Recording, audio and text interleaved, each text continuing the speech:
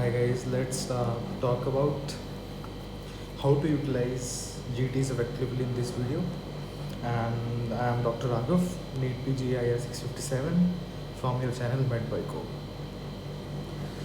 सो GTs को लेकर ना बहुत ज़्यादा एक स्टिग्मा सा फैला हुआ है कि सबके क्वेश्चन होते हैं। मेरे पास बहुत क्वेश्चन आते हैं कि कब देना चाहिए, what is the right time to give GT, and क्यों देना क्यों है GT। एंड में दे देंगे जब पेपर देना होगा, उससे एक महीना पहले दे देंगे, मतलब यही लगता है हमें, बट नहीं। फर्स्ट क्वेश्चन कि what is the right time to give GT, there is no right time. Right time question का आंसर ही मिथ है कि कोई राइट टाइम होता ही नहीं है GT देने का। When ever you feel GT दे दो। मतलब मैं तो ये मानता हूँ कि तैयारी स्टार्ट करो और GT देना शुरू कर दो। फिर लोग स्टूडेंट्स के क्वेश्चन ये होते हैं कि हमने तो अभी सारे सब्जेक्ट्स किए ही नहीं है या हमने सब पढ़ा ही नहीं है। अरे पेपर से पहले एक दिन, फर्स्ट डे बिफोर ऑल्सो ना, यू वॉन्ट फील कॉन्फिडेंट। तब भी आपने सब कुछ नहीं पढ़ा होगा, तब भी आपको ये लगेगा यार कि मैं तैयार नहीं हूँ, मैं GTs कैसे दूँ, मैं क्या करूँ। तो there is no right time to give GT। अभी के अभी दे दो, मतलब संडे, जो भी नेक्स्ट संडे आ रहा है, देना शुरू कर दो। एंड इस टाइम फ्रीक्वेंसी आपकी फ़िलहाल तो 1 मंथ में एक बार होनी चाहिए। एटलीस्ट मंथ में एक GT तो आपको देना ही चाहिए, एटलीस्ट है। और क्योंकि जैसे जैसे टाइम पास आएगा, you have to give at least 2 GTs a month, that is 1 GT in 2 weeks। So और GT देना क्यों चाहिए, ये तो सिंपल सा आंसर है इसका कि पढ़ तो तुम रहे हो, पर how to assess yourself. Assessing yourself will be done with the help of GT, because तुम पढ़ रहे हो सब्जेक्ट वाइज या सिस्टम वाइज, बट उसमें रैंडम क्वेश्चन नहीं आ रहे। सिस्टम वाइज पढ़ोगे तो CVS आएगा, सब्जेक्ट वाइज पढ़ोगे तो सब्जेक्ट्स आएंगे। तो रैंडम क्वेश्चन ऑर्डर की आदत कैसे होगी? रैंडम क्वेश्चन की आदत होगी ही ऐसे कि GT देके कि पहले एकदम से मेडिसिन आएगी, फिर एकदम से एनेस्थीसिया आ जाएगा, फिर ऑर्थो आ जाएगा। तो how much you remember, how कितना आपका रिटेनिंग स्टाइल है, and how can you handle these random question order. क्योंकि एग्जाम में रैंडम क्वेश्चन आएंगे, 200 question will be totally random. कभी बायोकेमिस्ट्री आएगी, फिर फिजियो आ जाएगी। Can you retain that, can you think that? क्योंकि कोई रैंडम क्वेश्चन को आंसर करना आसान नहीं होता, it's difficult. So random question को की आदत डालने के लिए आपको GTs की आदत होनी चाहिए। There is no right time, because even before day 1, before the exam, you won't feel confident, so there is no right time। अब how to review GTs। अच्छा, GTs अच्छे से वीडियो को एंड तक देखिएगा, क्योंकि मैंने अपना GT का जो स्कोर है वो रिवील किया एंड में। तो do see that, to see the video till end. And also there is a surprise at the end. उनको थोड़ी फोटोग्राफी करने का शौक है, तो थोड़ा सा सरप्राइज है। Now how to review GTs। There are 2 methods to review GTs। First is review at the same day. Sunday को आपने GT दिया, 200 क्वेश्चन लगाए, उसी दिन कुछ मत करो, सारे 200 क्वेश्चंस रिव्यू कर दो। मेक फ्लैश कार्ड्स और मेक जो भी आपको नहीं आता था उसको नोट्स में ऐड कर लो।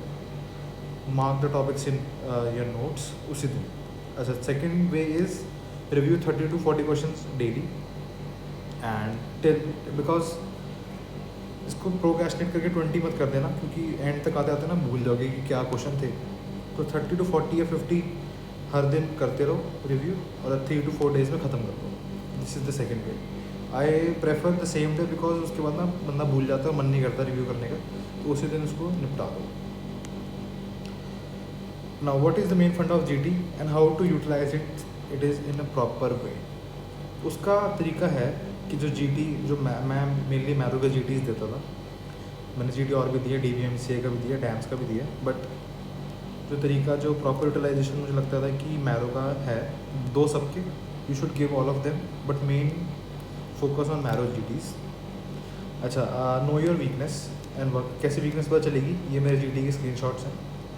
तो मैं सब्जेक्ट वाइज परफॉर्मेंस देखता था अपनी GT की, तो इससे मैं अपनी ओवरऑल प्रोग्रेस पता लगाता था कि मेरी कौन सा सब्जेक्ट मेरा टॉप स्ट्रॉन्गेस्ट है, कौन सा सब्जेक्ट मेरा वीकेस्ट है। तो मेरी स्ट्रॉन्गेस्ट मेडिसिन, फार्मा, पैथो होती थी, तो इनको मैंने एंड में पढ़ना थोड़ा कम कर दिया था। और मेरे वीकेस्ट जो सब्जेक्ट्स थे वो थे एनेस्थीसिया, सर्जरी, ऑप्था, फोरेंसिक। तो ये मैंने एंड में ज़्यादा फोकस करने पर शुरू कर दिया था कि जो नीचे टॉप क्वार्टर है वो ऊपर आना चाहिए, इनमें परसेंटाइल इंक्रीज़ होनी चाहिए। तो ये जो ओवरऑल प्रोग्रेस हमें दिखाता है सब्जेक्ट वाइज, बहुत अच्छा है, इसको फॉलो करो। अब देखो कि आपकी कितनी परसेंटाइल आ रही है, क्या ऑर्डर आपका बैठ रहा है।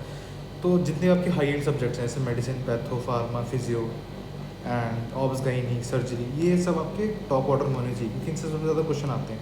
बट एनेस्थीसिया, डर्मा, साइकेट्री, इनसे इतने क्वेश्चन नहीं आते। तो अगर लोअर ऑर्डर में है भी तो कोई दिक्कत नहीं है। जैसे मेरा सर्जरी लोअर ऑर्डर में था, बट सर्जरी से इंपॉर्टेंट सब्जेक्ट, तो मैं सर्जरी को ज़्यादा पढ़ता था to make it in a good percentile order. Now what if I get a low score on GTs? भाई कोई बात नहीं, जीटीज़ आर मुश्किल। जो मैरो के जीटीज़ होते हैं they are difficult, they are मुश्किल। एंड जो रियल डील, जो रियल एग्ज़ाम होता है मैंने दिया हुआ, मुझे पता है कि वो बहुत ईजी होता है एज़ कम्पेयर टू जीज जीटीज़। तो अगर जीटी में कम स्कोर भी आ रहा है तो कोई उसमें डिसहार्टन होने वाली बात नहीं है। Just keep improving. इतना ध्यान रखना है कि आपका जो ग्राफ है वो कीप इम्प्रूविंग होना चाहिए, ये नहीं कि डाउन आप जा रहे हो। It should be improving, that's it. मैं अपना जीटी स्कोर देता हूँ। मेरा भी आप देखोगे इट वाज नॉट गुड, कि मतलब मेरे जो रियल मार्क्स है वो 638 है, बट आप जीटी में मेरा स्कोर देखोगे तो it was not good. So don't get disheartened. This is my GT score reveal. 705 तो मेरे नीट 2020 रिकॉल में थे, रिकॉल एग्ज़ाम में थे, मतलब वो रिपीट पेपर होता है तो उसमें मेरे 705 थे, उसको आप छोड़ दो। बट GT 12 जो मैंने आखिरी GT दिया था 17 जैन को, इसके बाद मैंने कोई GT नहीं दिया। 17 जैन को मैंने आखिरी GT दिया था और उसमें मेरे थे 561 out of 800। I got 152 correct. This was my last GT। तो अब देखो मेरा रियल जो स्कोर है वो है 638, बट आई गॉट 561। तो अब देखो डिफरेंस कितना है। This is the difference and this you can feel in the real exam कि रियल एग्ज़ाम बहुत ईजी होता है GT से। So don't get disheartened with these GTs। और रिकॉल का पेपर दो नीट का, उसमें आपका स्कोर ज़्यादा आएगा क्योंकि वो रियल एग्ज़ाम के मतलब क्वेश्चन होते हैं, ऑलमोस्ट थोड़े बहुत डिफरेंट होते हैं, तो थोड़ा बहुत बायस इधर उधर आता है। But that is recall exams are real exams, बहुत ईजी होते हैं, you can score easily on that. Overall progress यहाँ से आपको देखनी है कि आपकी हमेशा ट्राई करना इंक्रीज़ हो कि 94, जैसे 96, फिर 94 एंड डाउन नहीं हुआ, 94 देन 99। सो ऐसे आपका जो ग्राफ है वो try to make it constant increase in your GTs। यही मेन फंडा है GTs का और कुछ भी नहीं है। Now this is the last surprise.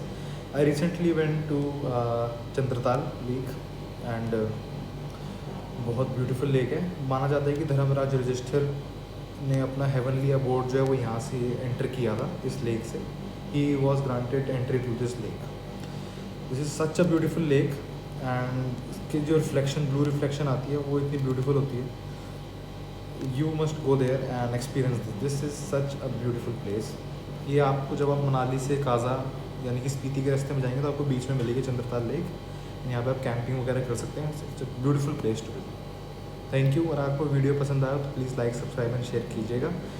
I will be back with some more videos like कि आपको प्राइवेट कॉलेज में जाना चाहिए नहीं जाना चाहिए, कौन से प्राइवेट कॉलेज में जाना चाहिए एंड हाउ टू स्टडी। तो थैंक यू।